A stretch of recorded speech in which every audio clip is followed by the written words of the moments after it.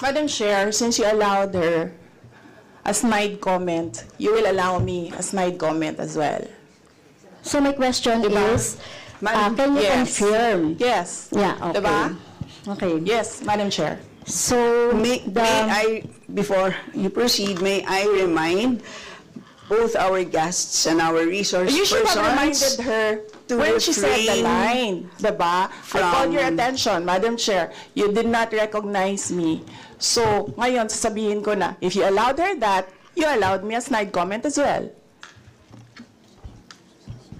I don't recall hearing a snide comment, Madam Vice President. Ang snide comment, that's a matter of judgment. So please proceed Secretariat, with your... Madam Chair, I would like the with your- Secretariat to repeat the first 3 lines of the comments. well, point of order, Madam Chair. Point of order, Madam Chair, kasi parang... So let's please proceed with the Yeah. answer. Point of order, Madam Chair. Madam Chair, kasi parang siya yung nagpe-preside eh. Yes, May that's ganun why talaga ang buhay, ma'am. Kasi inuutusan Madam mo Vice yung President. secretariat natin sa Committee on Ganyan Appropriation. Yes. Alam, Some ano, order, diba? please. So, Yes. okay, thank you, Madam Madam Vice Chair. President, please proceed with the response. There's a question. Please proceed with the response.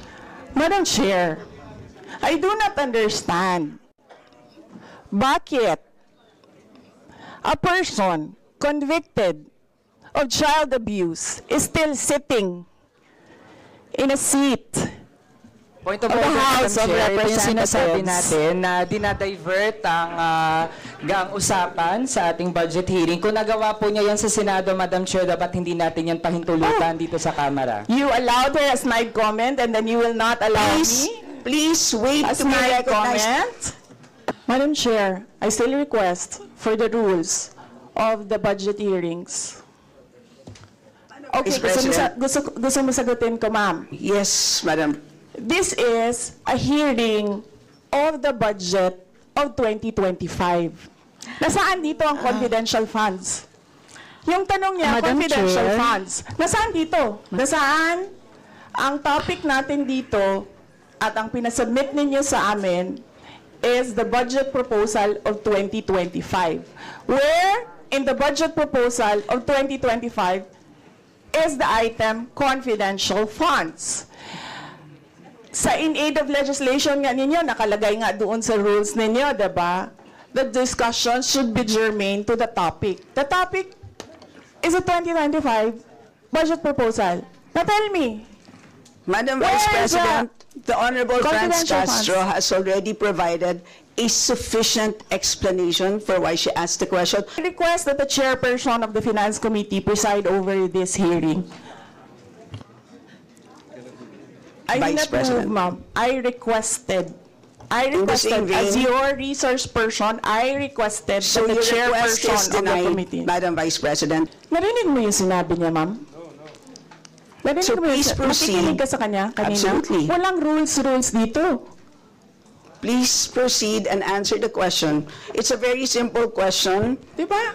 Please explain the specific spending on those items that she enumerated, amounting to a total of, Honorable Franz, do you want to amounting repeat to a that? total of 73.287 million.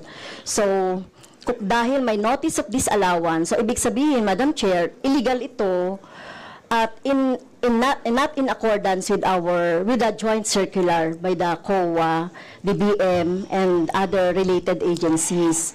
So kung ito ay dinisallow, so ibig sabihin, illegal yung paggamit nito. Madam Chair,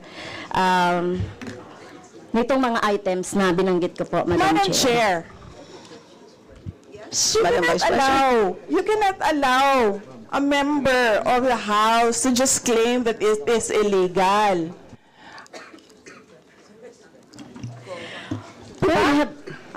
That is a notice of disallowance.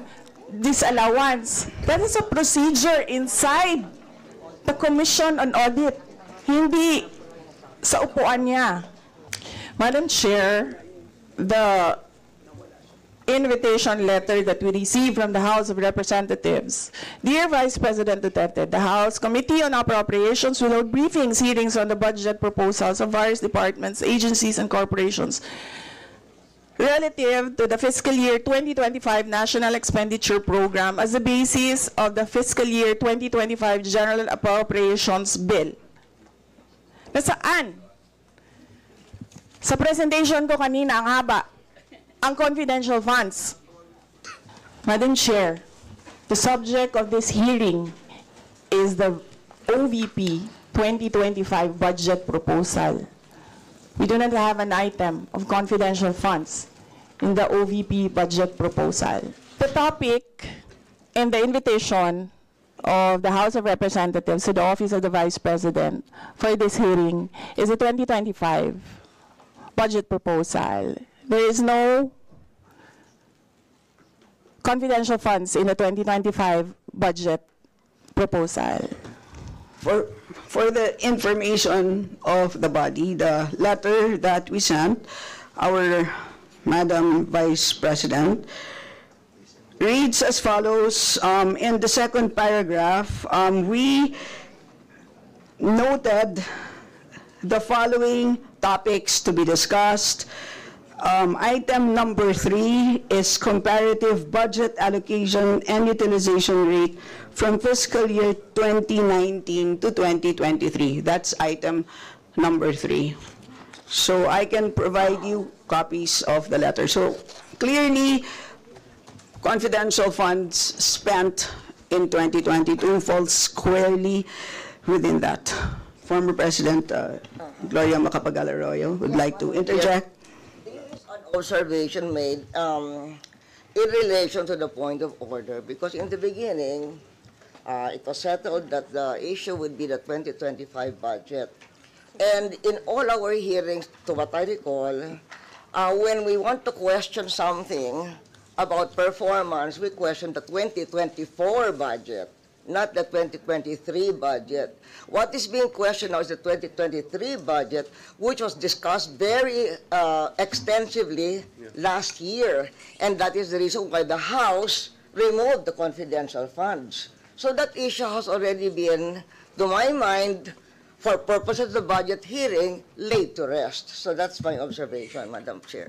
So if you allow members of the House of Representatives lines like what you just said, like pusit, bakit mo ako kinukrucify for saying a fact that somebody is convicted of child abuse sitting in the chair? Pusit, and then I cannot fire the presiding chair. So bakit? Yes, we Bakit napaka one-sided nito, ma'am? noted po. Dahil ba madami kayo dyan sa kabila at nag-iisa ako dito?